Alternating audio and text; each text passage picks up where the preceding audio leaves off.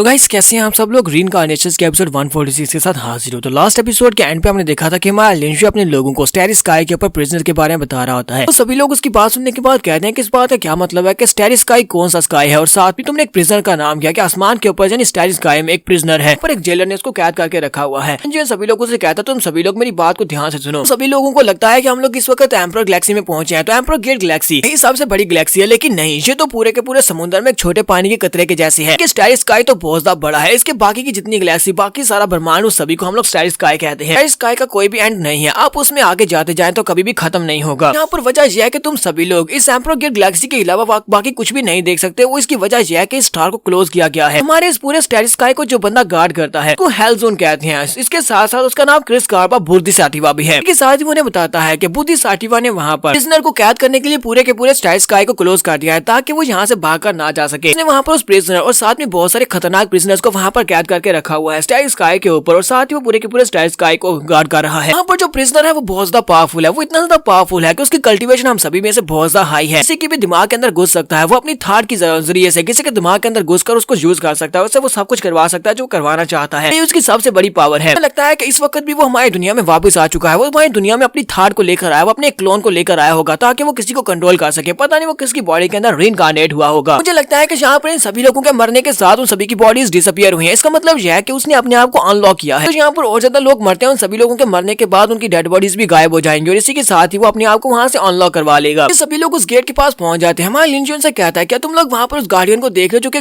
दरवाजे की रक्षा करता है। ये गार्डियन है इस दरवाजे का, लेकिन असल में ये बुद्धि साटिवा का दोस्त भी है कि उसके साथ मिलकर ये भी काम करता है, स्टार स्काई को प्रोटेक्ट करता है। हमें इस बारे में ज्यादा पता नहीं था, लेकिन मैं तुम लोगों को यहाँ पे इस बारे में बता रहा हूँ। लोग सामने उस बड़े से डीमन की तरफ देखते हैं। वो डीमन जो कि दरवाजे की रक्षा करता है और इन सभी लोगों के दरवाजे को ओपन करता है। ये सभी लोग जब दरवाजे के करीब पहुंचते हैं उसी वक्त फर्स्ट प्रिंस आगे बढ़ता है, जाकर अपने पास से अपने फादर का टोकन से दिखाते हुए कहता है ये एम्परर का ऑर्डर है, हमें अंदर जाने दो। लेकिन वो डीमन बदल चुका होता है। किसी ने उसकी बॉडी के ऊपर कंट्रोल किया होता है। वो उस टोकन को देखने के बावजूद उनके ऊपर अटैक कर देता है। वो अपनी बड़ी सी तलवार को घुमाते हुए प्रिंस के ऊपर अटैक करता है। फर्स्ट प्रिंस काफी हैरान होता है, जबकि इसी के साथ ही उसकी बहन जो होती है अपनी पावर्स को रिलीज करते हुए उसके ऊपर अटैक करती है और कहती है गार्डियन पागल तो नहीं हो गया, ये हमारे टोकन को देखने के बाद भी हमें अंदर नहीं जाने दे रहा, ऊपर से इसने हमारे पर अटैक कर दिया है। प्रिंस भी अपनी पावर्स को रिलीज करता है और कहता है मुझे भी यहाँ पर काफी ज्यादा कुछ अजीब लग रहा है। इसने यहाँ पर मेरे टोकन को देखने के बावजूद मेरे पर अटैक कर दिया। अब इस बात का क्या मतलब हो सकता है। दोनों वहाँ पर अपनी अपनी पावर्स को रिलीज करने के बाद उसके अटैक को ब्लॉक करने की कोशिश कर रहे होते हैं, लेकिन उसका अटैक बहुत ज्यादा पावरफुल होता है। इतना पावरफुल अटैक वो दोनों अपनी पावर्स को मिलाकर भी उसको ब्लॉक नहीं कर पाते। लिंशु दोनों के बीच आकर खड़ा हो जाता है और कहता है तुम दोनों की पावर्स इसको रोकने के लिए काफी नहीं है, क्योंकि इसने अपनी पावर्स को एनहांस किया हुआ है जो तुम दोनों से ज्यादा पावरफुल हो चुका है। लिंशु वहीं पर खड़े खड़े अपनी पावर्स को रिलीज करता है, उसके अटैक को ब्लॉक करता है और उन लोगों को बचाता है। सिक्स प्रिंसेस आगे बढ़ती है। हमारे लिंशु से कहती है इस गार्ड के साथ हुआ क्या है, क्या तुम्हें पता है। तुम्हारे लिंशु से कहता है लिंशु कहता है कि इसके पास जो भी डिवाइन सेंस थी वो सारी की सारी खत्म हो चुकी है। इसका मतलब यह है कि ये सोचने समझने की शक्ति को खो चुका है। इसके पास सिर्फ और सिर्फ कॉम्बैट एबिलिटी बची है, यानी कि ये सिर्फ और सिर्फ फाइट करने लायक ही बचा है। बस प्रिंस हमारे लिंशु से कहता है अपना ध्यान रखो क्योंकि वो तुम्हारे पर अटैक कर रहा है। तो इसी के साथ ही वो गार्डियन फिर से हमारे लिंशु के ऊपर अटैक कर देता है और बाकी के सभी लोग चलाकर उससे कहते हैं ये अटैक तो बहुत ज्यादा पावरफुल है, पावरफुल अटैक है कि हमारी की भी बहुत ज्यादा मुतासिर हो रही है। तो इस बार गार्डियन बहुत ही पावरफुल स्ट्राइक्स लगाता है। वो अपने बड़े से प्लेट को घुमाते हुए सामने दो बड़ी बड़ी स्ट्राइक्स लगाता है। तो हमारे लिंशु उसके स्ट्राइक के सामने होता है। बाकी के सभी लोग भी वहीं पर होते हैं। हमारे लिंशु कहता है मुझे लगता है कि इसको यहाँ पर रोकना पड़ेगा, ये बहुत ज्यादा पावरफुल है क्योंकि ये अपनी किंगडम के तीसरे लेवल तक पहुंच चुका है। इसी वजह से कोई भी इसको रोक नहीं पाएगा। अपने लोगों से कहते हैं तुम सभी लोग पीछे हट जाओ। साथ ही वो अपने याक्षा की सेकंड फॉर्म को रिलीज करता है। वो याक्षा को रिलीज करता है तो उसका याक्षा अपने बड़े से ब्लेड को घुमाते हुए सामने की तरफ अटैक करता है। उसकी स्ट्राइक्स को वहाँ पर ब्लॉक कर लेता है। उसका प्रेशर बहुत ज्यादा होता है। किंजी और बाकी के सभी लोगों को उसका प्रेशर महसूस हो रहा है। तो हमारा लिंशु कहता है अगर इसी तरह चलता रहा तो मेरे सेक्टर के लोग बहुत ज्यादा इफेक्टेड होने वाले हैं, तो मुझे यहाँ पर इसको किसी न किसी तरह से रोकना होगा कि मैं इसे यहाँ पर सब कुछ करने नहीं दे सकता। तो हमारा लिंशु वहीं पर अपने हाथ को सामने की तरफ करता है और एनर्जी को रिलीज करते हुए याक्षा से कहता है याक्षा तुम यहाँ पर सीरियस अटैक को यूज करो, इस गार्डियन को मारना पड़ेगा, गार्डियन को मार डालो। वहाँ पर सेकंड फॉर्म रिलीज करता है। इसी के साथ ही वो गोल्डन बॉडी रेड एंड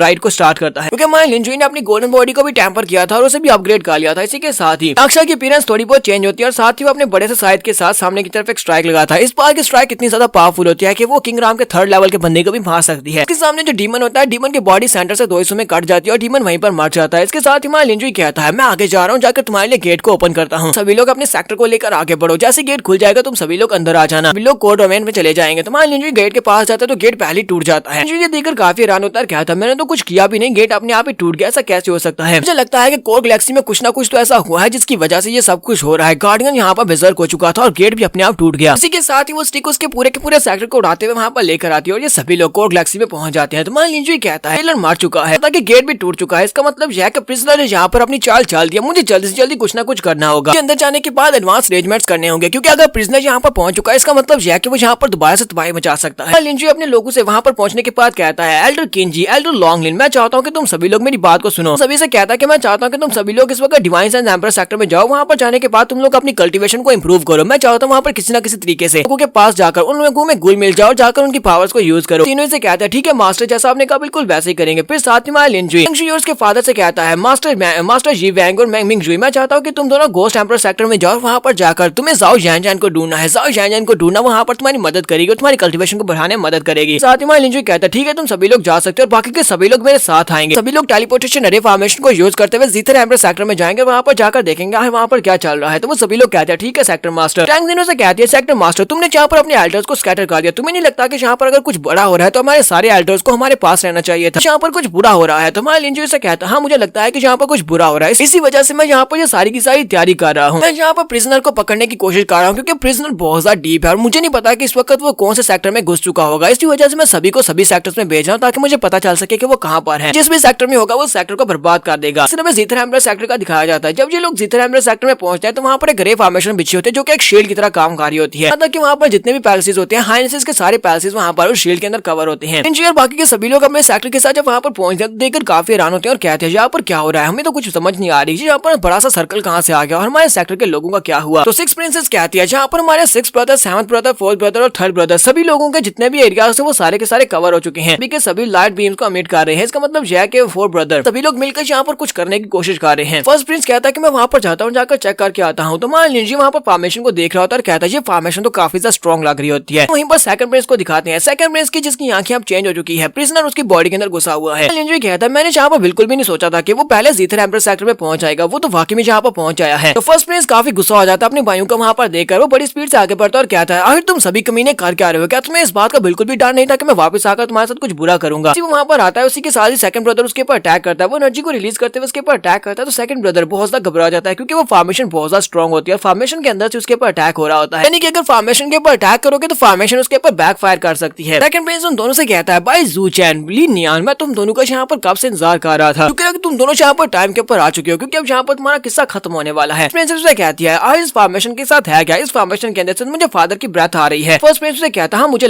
लगता है कि इन चारों कमीनों ने मिलकर हमारे फादर को मार दिया होगा। दोनों की बात सुनने के बाद कहता, तुम सभी लोगों ने बिल्कुल ठीक गैस किया है, लेकिन मैंने तुम्हारे फादर को भी मारा नहीं है। फादर अभी जिंदा है। ऊपर देखो, ऊपर की तरफ देखते हैं तो फॉर्मेशन के ऊपर उनके फादर को ट्रैप किया गया होता है। वो फॉर्मेशन इसी के फादर की मदद से चल रही होती है, यानी कि वो एनर्जी को कंज्यूम कर रही होती है और फादर की एनर्जी से फॉर्मेशन एक्टिवेटेड होती है। ब्रदर उसे कहता है, ये बुड्ढा तो वैसे ही मरने वाला था, तो इसी की पावर्स को यूज करते मैंने जहाँ पर फॉर्मेशन को एक्टिवेट किया है। अब जरा नीचे की तरफ देखो, अपने इंपीरियल सिटीज की तरफ देखो। नीचे इंपीरियल सिटीज की तरफ देखते हैं तो वहाँ पर उनके सभी लोगों को रे फॉर्मेशन के साथ जोड़ा गया होता है। वो सभी लोग इसके साथ बंधे होते हैं, यहाँ तक कि मास्टर जैंग काई भी होते हैं। यहाँ पर हम लोग अपनी एपिसोड 146 का एंड करेंगे। एपिसोड की एक्सप्लेनेशन अच्छी लगी हो तो कमेंट करके जरूर बताइएगा। चैनल को सब्सक्राइब कर दें, वीडियो को लाइक और शेयर कर दें। शुक्रिया।